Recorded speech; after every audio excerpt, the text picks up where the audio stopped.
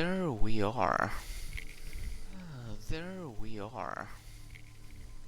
There we are.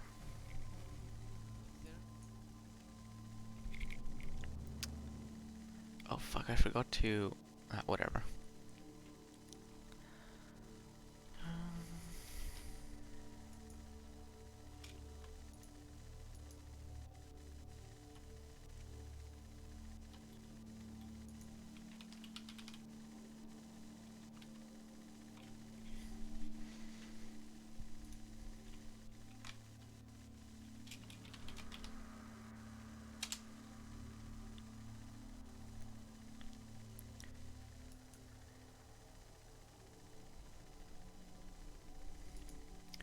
Guess I'll wait a few moments for people to trickle in. Wait, have I fixed the echoing thing? Oh god. I think I might not have. Which would be stupid. Let me know well.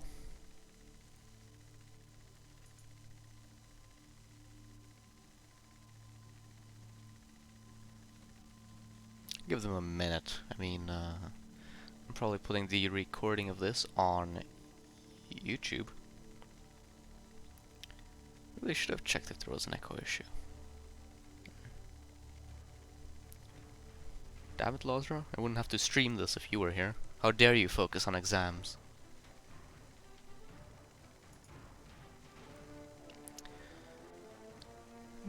Okay, we'll say we're good enough. Welcome everyone to the weekly recap, as always.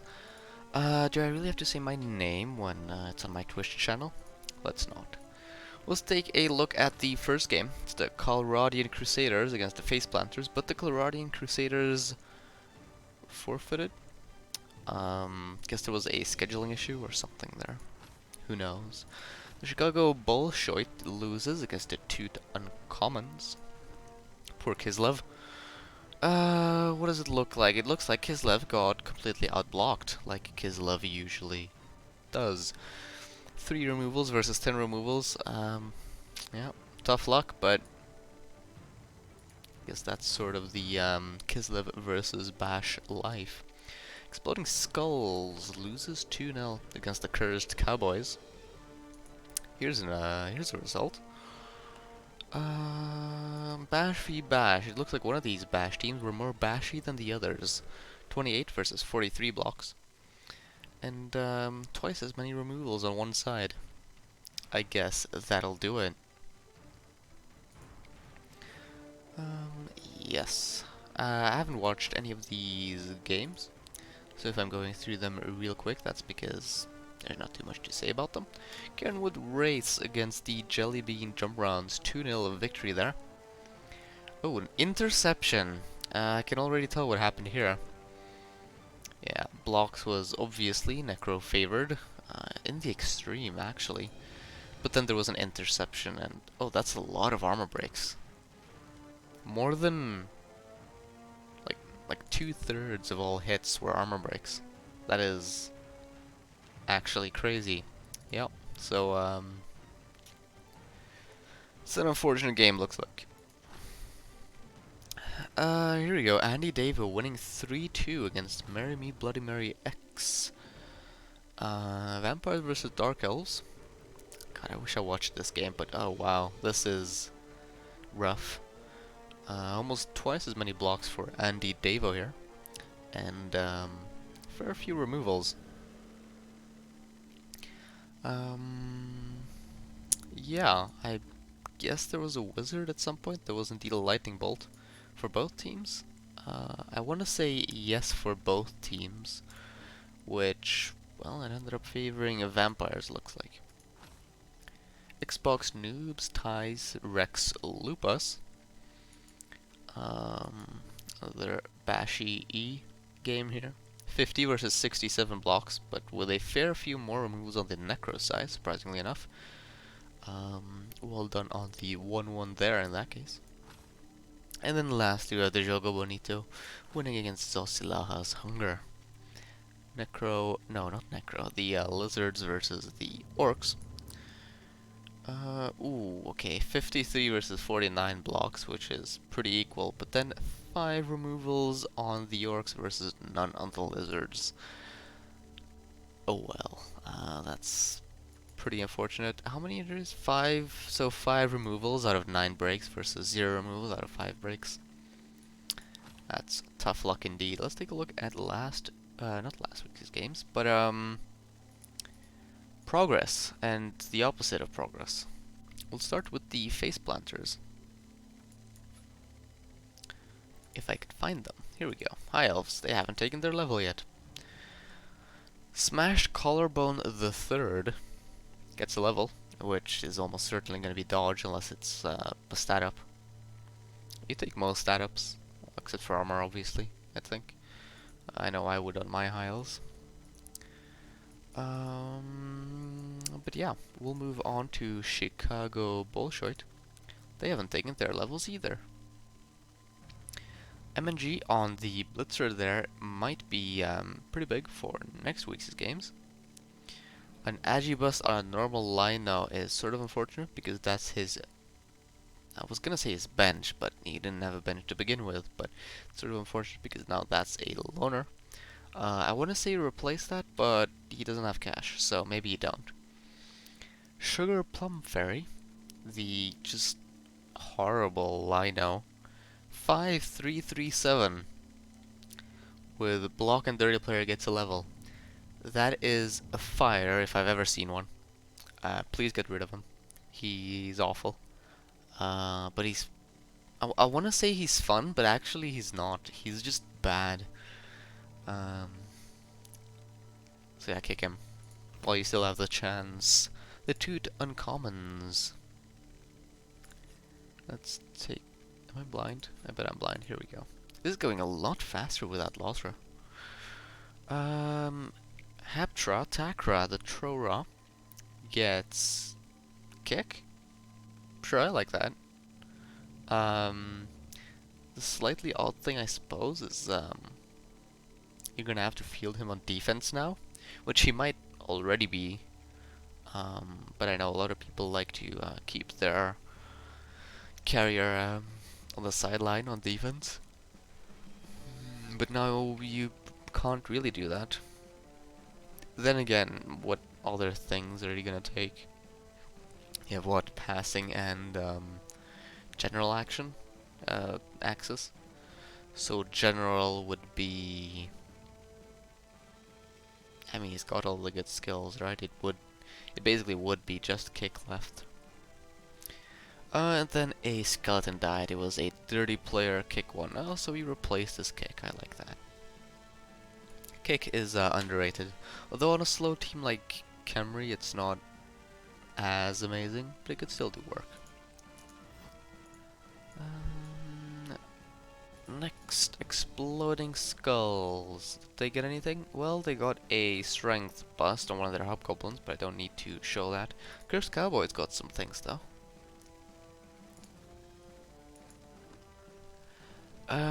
Butch Cassidy, the strength up Chaos Warrior, gets another strength. Prepare for bounties, I reckon. Well, then again, he's only level 4, right? So even though he is strength 6, it's not super obnoxious. It'll get to like a whole new level on its next level when it probably gets tentacles. Take tentacles and do yourself a favor, probably. But until then, it is still a impressive piece. It's definitely a center point, quite great.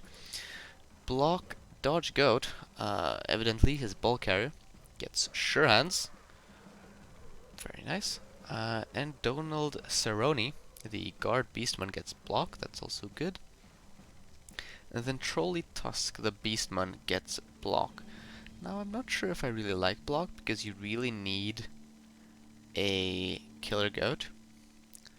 In fact, you don't just need a killer goat. You need a goat with any offensive skills whatsoever. Like, yeah, you've got the Mighty Blow Claw Chaos Warrior, but with movement 5, he's gonna be, and because he's a Chaos Warrior, he's gonna be in your front line, and he's slow. it's you really want that goat killer as soon as possible. So even the block is good. Some might say even great. I think maybe Mighty Blow might have served you better. We'll see though. We'll see. Cairnwood Wraiths. Wonder if they got anything. They did indeed.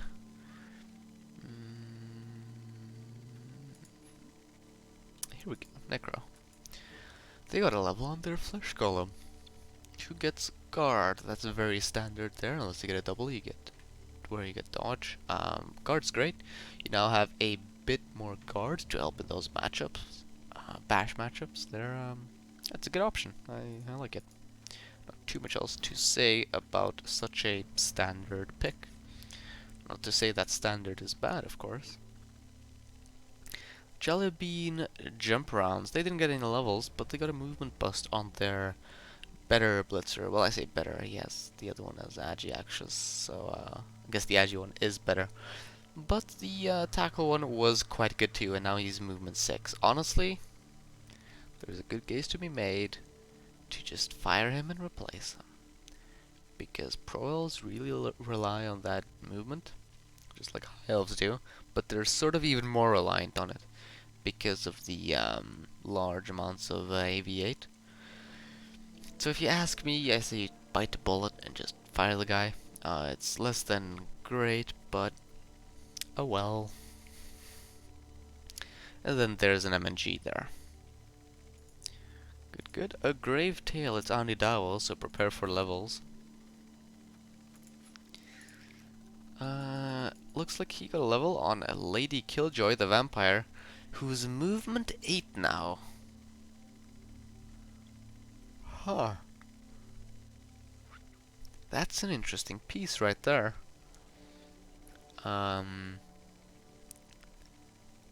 Watch out for one turns now, huh? I mean, should have watched out for one turns before, but now it's actually like genuinely a threat. So that is a very good-looking vampire right there. The movement 8 is somewhat more limiting because you still need to bite a thrall.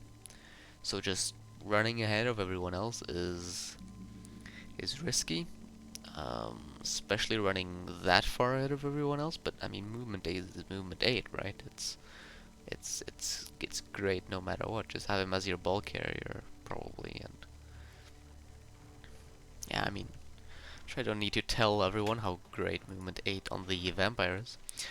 Pro B1 Kenobi also got a level, so he's up to Blodge. So that's now, what, 6 Blodge vampires?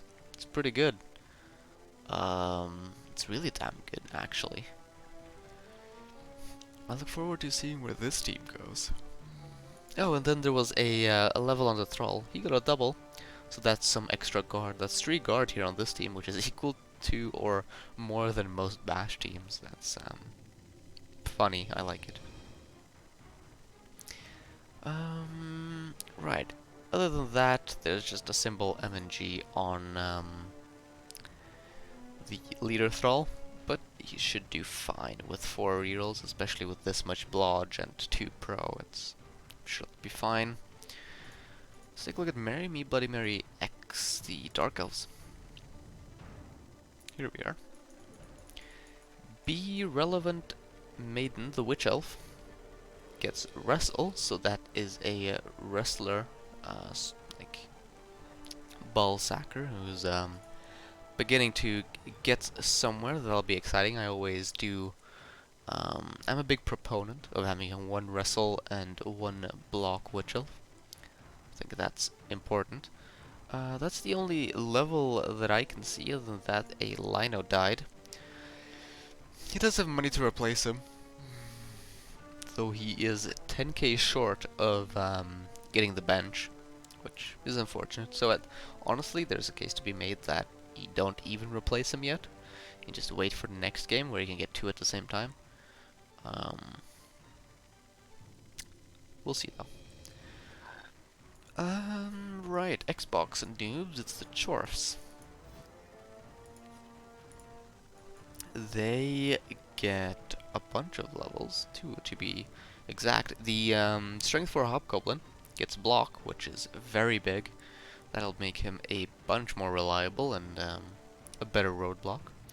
Commander Slacker gets a dirty player, so he's finally got a dirty player up and running too. About damn time.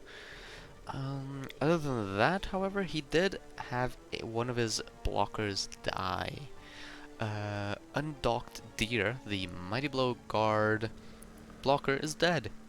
So, everyone in the div, huzzah. Wraithlord, sorry for your loss. And then there's just the simple MNG on the other blocker. Well, this Necro team really did work. Speaking of the Necro, however, let's take a look at Rex Lupus. In terms of development, they got none, but their white got strength busted. Their guard tackle Mighty Blow went down to strength 2, and because of that, obviously got sacked. So, welcome Dox Autumn Vorensus III. Hope you last longer than the previous two. And then just a simple zombie died, but I don't think he cares too much about the zombie. At least he had enough money to replace both of them, but losing that developed white is very unfortunate. Very much so. Then we'll go to the second to last team, the Jogo Bonito. Here we are. Alvaro Morcaloa, the strength up Mighty Blow Blitzer, gets tackle, so even more tackle now. It's pretty good. I would have probably considered something like guard, maybe even stand firm, so he can act like a kind of black orc. Because that's one thing where this team is lagging behind maybe a little bit. It's the black orcs, especially in the guard department. But he knows how to play his team better than I do, I'm sure. And then his thrower also got a level. Strength and Agi gets kickoff return, which is a solid choice. I mean, orc throwers kind of run out of skills to take pretty quickly because they only have what, passing and general. But kickoff return is good. I would have actually considered, well, actually, I want to say I would have considered accurate or something like that, but you don't really have any retrieval or catchers really. So yeah, kickoff return is great to mitigate some of that movement 5. Just need movement up now. Yes, solid. Other than that, there's 2 MGs. One on Carlos Morcano, the Wrestle Lino. Another on Luis Guarez the second. Is this a team that had 2 Luis Guarez's? Because how did he go from Luis Guarez the second to Luis Guarez to the 5th? Like, am I missing something here?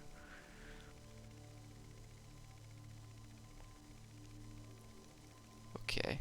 So it looks like he sacked the MNG Lino and replaced him. Yeah. Yep. Looks like it. We'll move on though. Zostilaha's Hunger. Let's take a look. Here we are. He got a death on the Sidestep Skink, who was 1 SPP away from a level. Oh well. Oh god, the dog in the background. Sorry guys, this fucking dog.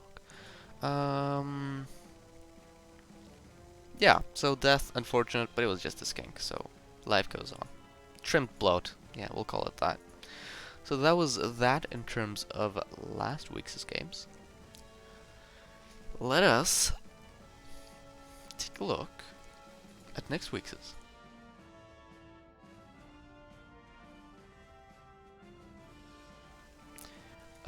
Actually, I almost messed up there. Give me 2 seconds. There we are. It should be better now. Yeah, that's probably it, Sean, man. Also, hello to the recap of a div you're not even in. Right, so back to this. Next week's games. We'll start off with Kernwood Wraiths versus the Chicago Bolshoi. Um, I think I'm gonna go with the Necro here, because first of all, I have an inherent bias against Kislev, because I think they're a bad team, and the Necro is a good team. And not only that, but the Necro has an Agi... Oh, the text is so small. Is that Agi 5? Yeah, it is. Agi 5 Wolf and a Mighty Blow Polygon Tackle Wolf. And do I need to say any more? Like, it's... I hope the Kislev win, but I don't think it's gonna happen. So... yeah, that's that, really. Also, I assume there's no echo, seeing as no one's mentioned it. That's amazing. Right, a Grave Tail against the Face Planters, that's Andy Davo, versus Spoon. It's hard to bet against Andy Davo, isn't it? I really like High Elves, and I believe that High Elves are great, but I mean, Andy Davo with these vampires is on a streak. He's so far undefeated this season. I mean, yes, it's only 2 games, but still, it's vampires, right? Coached by Andy Davo, and the vampire team is looking really good, and the High Elves are looking decent. I'd even say the the High Elves are looking good, but I don't think it's enough. So I'm gonna give it to the vampires, but my heart goes to the High Elves. Yeah. So I would choose to look at that. Xbox Noobs versus the Toot Uncommons.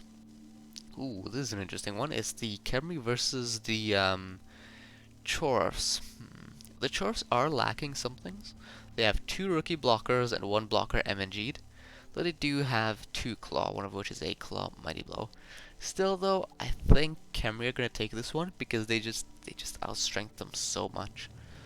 They've got 3 pretty well developed Tomb Guardians, 2 pretty great throwers, as far as throwers go, and some good blitzers. So I think I'm gonna give this one to the Khemri. If Mighty Blow Claw just fires every block, and turn 1, Khemri leave their Tomb Guardians open, and removals left and right, of course it can swing the Chorf way, but I think the Khemri take this. The Jogo Bonito against the Cursed Cowboys. The Cursed Cowboys had quite a game last time, as well as getting some pretty big levels.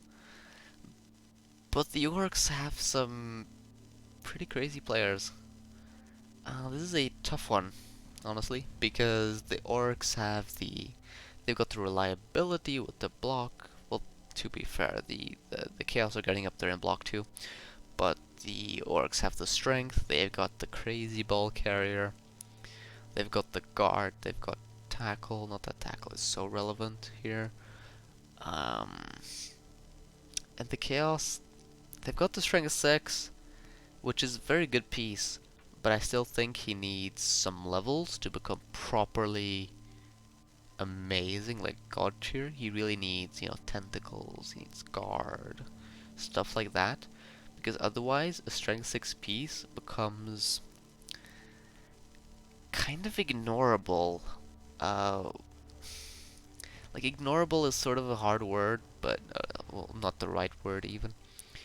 But he might be able to just go around the strength 6, and if the strength 6 is, I don't know, out of position, maybe if there's a lucky removal, something like that, I really think this Chaos team might crumble a bit to these Orcs, because they don't have a lot else going for them. They've got the Blodge Ball Carrier, so they can always pray in Blodge work. They've got the Mighty Blow Claw, sure, but other than that, there's not much there. The goats are decent, but there's no killer. Sure, there's a sacker, but I don't know. This is a really hard one. I mean, Dimiji had a hell of a game last week, so betting against him seems stupid, which means... Well, actually, my heart wants to say it's a draw, but calling draws is cowardly. I hope you're listening, Lazara. So I think I'm still gonna go for the Jogo Bonito. Yeah, I think I will. Right, second to last game here. Zosilaha's Hunger versus the Jelly Bean Jump Arounds. These lizards are looking quite good, and the Cruxigore might be a big issue for the Proils. In addition to that, they do have the Blodge Skink, which means that sacking the ball is going to be exponentially harder.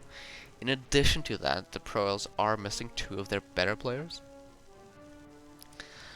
So I'm probably gonna give this one to the Lizards. It's a pretty good Pro Elf team, even though you know the the movement down is of course unfortunate. But yeah, Lizards, I reckon. I do reckon Lizards. And then lastly we have Rex Lupus versus Marry Me Bloody Mary X. Marry Me Bloody Mary X, notably missing one of their witches. But I still think they take it, because this Necro team is sort of... It's a bit bare bones, isn't it? It's got very good potential, but that potential isn't quite realized yet.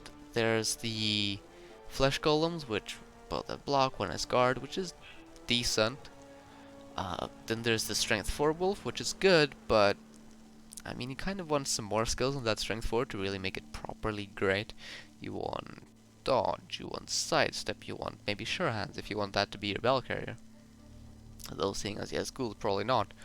The one really good piece here is the block, mighty blow, dodge, but he doesn't have tackle, so that's gonna be...